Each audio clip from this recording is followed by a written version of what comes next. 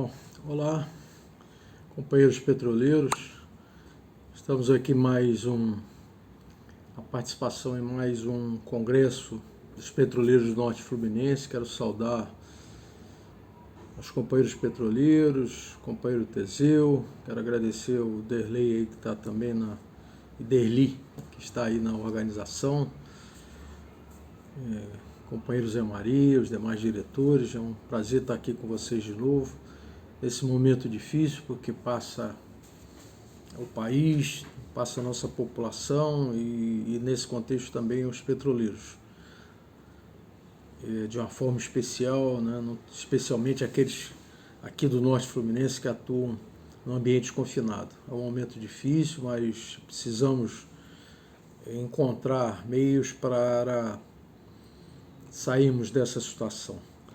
Participar de um evento à distância, falando individualmente, é sempre muito mais complicado, né? Mais difícil, né? Mais interessante quando a gente tem a possibilidade de participar de uma mesa e poder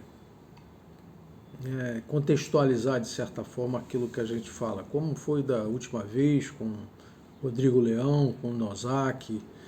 Mas vamos fazer um esforço aqui dentro daquilo que foi solicitado pelo Iderli, a gente realizar esse vídeo aqui, tratando um pouco da questão das transformações do setor petróleo e as consequências de uma forma mais direta para a bacia de Campos. Mas não é possível a gente falar disso sem tratar de uma maneira geral do setor petróleo, né? Eu considero que é importante a gente começar do nível global para compreendermos aonde nos situamos, né? Então eu vou dividir a minha fala em duas principais partes. A primeira, a geopolítica do petróleo e da energia, isso que eu chamo do circuito econômico global de óleo e gás, né? Eu prefiro essa denominação circuito econômico ao que normalmente é mais utilizada, a cadeia produtiva do petróleo e gás, ou a rede global de produção de petróleo, etc. Eu considero que a denominação circuito econômico dá uma expressão melhor. Bom, essa é uma primeira parte mais global. E a segunda nós vamos falar basicamente da Petrobras, do desmonte, do processo de desintegração, né, de decisão de hibernação e das plataformas, de desinvestimentos de uma maneira geral, né, e vamos tratar também aqui da questão da hipótese, né, que eu já sustentei isso numa live, né, da possibilidade de que a direção da Petrobras venha a prosseguir essa política, acabar com a unidade de negócio da Bacia de Campos, e isso tem reflexo imediato para os petroleiros da região. E eu acho que um outro ponto também interessante, mesmo que só apontado, porque não teremos tempo de tratar de todos eles, é sobre a questão do home office, a consequência para os trabalhadores, para a organização dos trabalhadores e, de certa forma, contribui muito para as políticas que estão sendo atualmente implementadas, pelo menos a meu juízo. No que diz respeito à questão da geopolítica e desse circuito econômico global do petróleo, talvez nós vivamos no presente momento um dos momentos mais difíceis de fazer algum tipo de prognóstico. Em momentos anteriores era possível a gente estimar a situação com relação ao preço do petróleo, as consequências decorrentes dessa variação do ciclo petroeconômico, né, porque uma fase de baixo preços ela inibe investimentos e, consequentemente, inibe empregos, força a redução dos custos, que leva a desemprego e leva também a se procurar menos petróleo e desenvolver menos projetos ligados à exploração e produção, e também projetos ligados à área de beneficiamento e refino.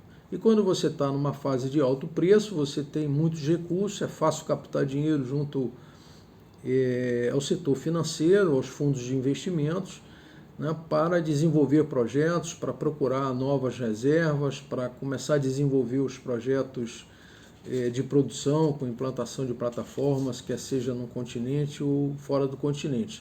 Então, o preço do petróleo, né, o setor econômico do petróleo é fundamental a gente compreender. E nós vivemos um momento em que, desde que nós tivemos a entrada pesada dos Estados Unidos na produção do óleo de xisto, né, e do gás de xisto, consequentemente, você tem uma mudança muito acentuada, né, nessa realidade. O xisto ele possibilita, de certa maneira, e os Estados Unidos jogou com isso, né, após a crise de 2008, de forma especial, ele joga com a possibilidade de abrir e fechar poços muito rapidamente, e com isso, quando o preço do petróleo fica acima de 50, 60, os investimentos jorram, e com isso os Estados Unidos passam a produzir mais, né, como aconteceu pouco antes da crise de março, da crise do problema da pandemia, da redução das demandas.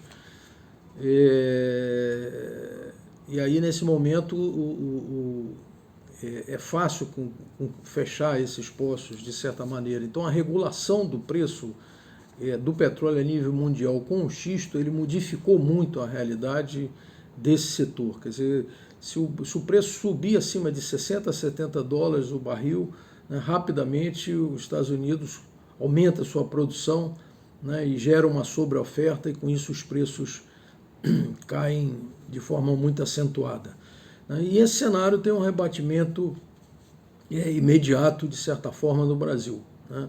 Essas crises sucessivas, a gente, desde o início do ano, né, a gente vem sinalizando o setor petróleo desde 2014, 2015, quando o preço do barril de petróleo caiu a 27, 30 dólares o barril do tipo Brent, né? Ele depois voltou e chegou até alguma coisa em torno aí de 60 dólares o barril,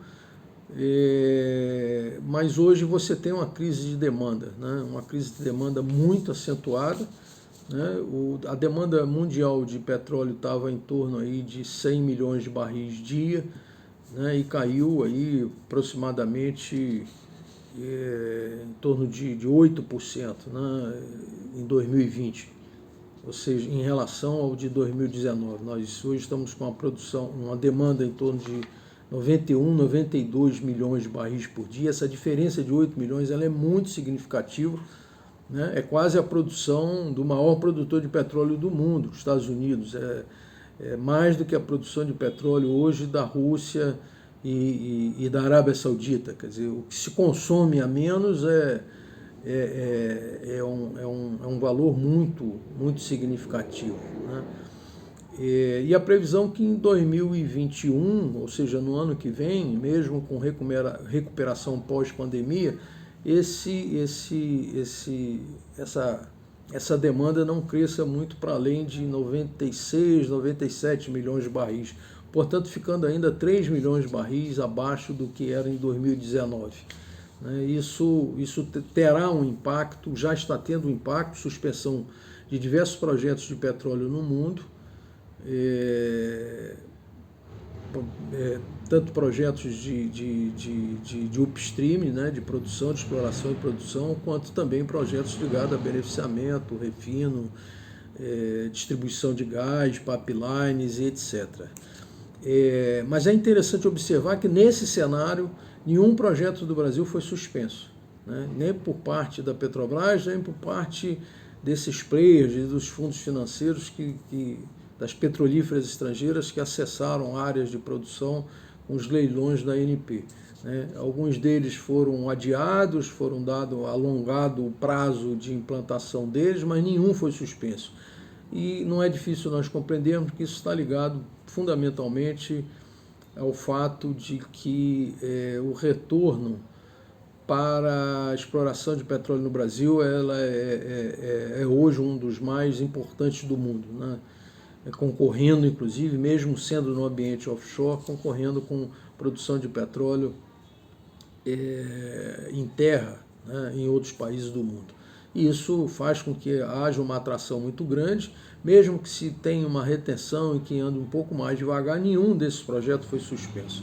Isso aponta, de certa maneira, para a gente, né, num cenário em que a gente deva viver uns 2, 3 anos com preço de petróleo em torno de talvez 40 dólares, 35, 40, 45 dólares por próximos 2, 3 anos, ainda assim o Brasil será muito atrativo, mas fundamentalmente o Brasil será mais atrativo com essa entrega, com esses desinvestimentos que está sendo feito pelo atual governo e pela diretoria do Castelo Branco, né? O Brasil tenderá a ser muito procurado, mas para investimento do setor estrangeiro.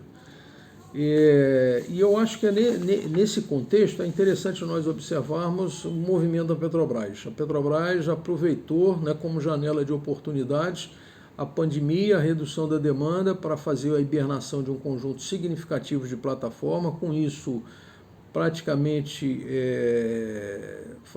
quase que fechar a bacia de Campos, né, ficar só com os campos altamente produtores, né, com alta produção, né, hibernando plataformas, né, e ficando basicamente com a área que tem uma produtividade maior, como nós sabemos que é a Bacia de Santos e os poços do pré-sal com altíssima produtividade, onde nós temos poços com produção aí de 40 mil barris por dia, que é um colosso, mais de 10 poços com essa capacidade de produção diária, que é algo muito grande. Isso significa, né, com essa hibernação, né, o fechamento de alguns ativos, significa que a gente tende a ter menos empregos na região, né? Mesmo se dizendo que algumas empresas estrangeiras, né, com essa hibernação, né, e com essa entrega das plataformas da Bacia de Campos, né, alguns poços maduros, né, para a produção, para a exploração, né, ou para tentar reativá-lo com outras empresas,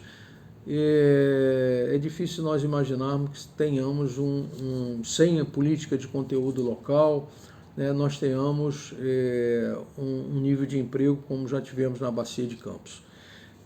Junto a isso, né, com essa quantidade de hibernação, com desinvestimentos na Bacia de Campos, né, e juntando a isso o fato, né, a decisão que praticamente todas as grandes corporações adotaram a partir da pandemia de ampliação do home office, e a própria Petrobras informando que pelo menos metade do setor administrativo vai continuar a trabalhar de home office depois da pandemia, né, nós podemos então compreender que o risco de fechamento da unidade da Bacia de Campos, né, e talvez até de mudança dessa estrutura de gerências através das unidades de negócio sejam revistos, e com isso, basicamente, Macaé, a meu juízo, tende a ficar com uma pequena base de apoio, não mais um cluster, né, um conjunto de empresas baseadas em Macaé para continuar atuando na Bacia de Campos, né. O home office, de certa forma, né, facilitará essas intenções da Petrobras. Isso produz para os trabalhadores uma mudança que tende a ser muito significativa, né. Primeiro que o home office expõe muito o trabalhador e, de certa forma, há uma cobrança mais exagerada, como nós já percebemos, das gerências em relação aos trabalhadores. E os próprios trabalhadores inseguros tendem a trabalhar mais para mostrar seus resultados diante da gerência, diante da empresa, né? Essa relação começa a ser mais vertical entre o gerente e o trabalhador no home office do que propriamente quando eles estavam presentes no ambiente da empresa. Tende a se reduzir muito também a relação entre trabalhadores, né, e isso tende a dificultar ainda mais o processo de mobilização dos trabalhadores, de defesa da classe, não só nesse setor, como em outros setores. Isso já se dava, de certa maneira, um pouco com o trabalho no ambiente offshore, mas no ambiente offshore os trabalhadores ainda conviviam. Então, de certa forma, né, juntando essas três questões, a geopolítica do petróleo, né, a manutenção de um preço mais baixo, né, a busca da atual direção da Petrobras de uma altíssima produtividade de preparação dos seus ativos para venda, né, e com isso as decisões de desinvestimento e de hibernação, né, praticamente a suspensão, a redução num grau altíssimo da política de conteúdo local, né, tudo isso juntando ao home office, né, e a entrega de ativos que continua num processo agitado e paulatino, não podemos nem chamar de gradual, né, as consequências para a bacia de campo e para os trabalhadores tendem a ser muito grandes. Né? É preciso que a gente observe isso num cenário do próximo ano, já que o Congresso trabalha com a perspectiva de como é que os trabalhadores vão se organizar para o próximo ano, né? E me parece que dentro desse cenário a organização dos trabalhadores mais do que nunca é fundamental, e eu ouso dizer que além da luta de classe dos trabalhadores do setor de petróleo em defesa dos seus interesses, em defesa da estatal e da própria nação, é que essa saída não é a saída só de luta corporativa. Ela fundamentalmente, cada vez mais, ela é uma luta, é uma saída que ou será política, né, para mudar a economia, né, e aí mudar os rumos da Petrobras, ou não haverá saída, né, haverá intensificação desse processo, né, que busca aumentar os lucros para os investidores, né, sejam os acionistas da Petrobras, sejam os fundos financeiros que cada vez mais estão presentes na compra desses ativos que estão sendo entregues na xepa, né, no final de feira da Petrobras pela direção do Castelo Branco, se intensifique. Né? Isso significará, de certa maneira, resultados que precisam ser revertidos. Né? A classe trabalhadora, os petroleiros sabem disso, né? Me parece que nós estamos avançando com relação a essa questão política das dificuldades das oposições de se apresentarem para a população, mostrando que esse desgoverno, né, que não cuida da população e deixa morrer com a pandemia, também é esse mesmo desgoverno que se oferece para entregar o país e as suas riquezas aos donos do capital, aos donos do dinheiro, para que eles possam aqui oferir mais lucros e explorar mais a classe de trabalhadores. A despeito de todos os investimentos em energias alternativas que estão sendo feitos no mundo e no Brasil, o setor de petróleo, pelo menos para as próximas 2 ou 3 décadas, em especial as 2 próximas décadas, ainda será muito importante e dará muita rentabilidade para aqueles que operarem esse setor, seja o Estado, como era através da Petrobras, seja as empresas privadas. Infelizmente, o processo que está avançando de forma muito acentuada, como já foi a entrega dos gasodutos, como já foi a entrega da BR distribuidora, né, com isso abrindo mão do monopólio da distribuição e da formação de preços. Isso já tem um impacto altíssimo na economia. Ainda ontem estava estudando sobre o aumento do custo da logística de transporte no Brasil para os diversos setores econômicos. Isso é consequência direta do aumento do preço do combustível, especialmente do diesel no Brasil. Tudo isso tem um impacto que contribui para que o país tenha mais dificuldade de sair da recessão, né? E agora, como a gente vive uma crise sobre a outra, como eu costumo dizer, como se fossem as camadas de uma cebola, uma se sobrepondo à outra, essa alternativa, essa saída desse processo, ela terá que ser política. Ou invertemos a direção da política do país, ou nós continuaremos a ver todos os esforços de produzir petróleo em alto mar, de descobrir o pré-sal que muitos negavam, de conseguir fazer com que você tivesse uma produção a um custo um custo líquido de $6 o barril de petróleo, inimaginável, mundo afora, que se pudesse conseguir fazer isso, né, continue a ser entregue. Precisamos, de certa forma, reverter esse quadro, né, e esse quadro não só a nível nacional, como também em relação à bacia de Campos. Né, as cidades e a região norte-fluminense já sofrem por essa redução de efetivos, né, de terceirizados e contratados, que tem sido dispensado, que é muito grande, né, de contratação de empresas locais também, e que coincide com a redução dos royalties de petróleo por parte da cidade. Então vivemos uma crise intensa, né, que se soma em diversos setores, e eu não vejo forma de sair dela sem que seja pela via política, né, sem que seja enfrentando esse conflito criado desde que nós tivemos o golpe político no país em 2016. Tá? Eu desejo que vocês tenham um bom congresso, 20 minutos eu acabei já usando mais do que os 15 minutos iniciais que o Iderli tinha sugerido, né? E eu espero com isso ter contribuído e me coloco também à disposição depois para continuarmos a fazer o diálogo que já fazemos há muito tempo com a categoria de petroleiros, estudando e acompanhando o setor de petróleo e gás, tanto no Brasil quanto fora do Brasil. Um grande abraço.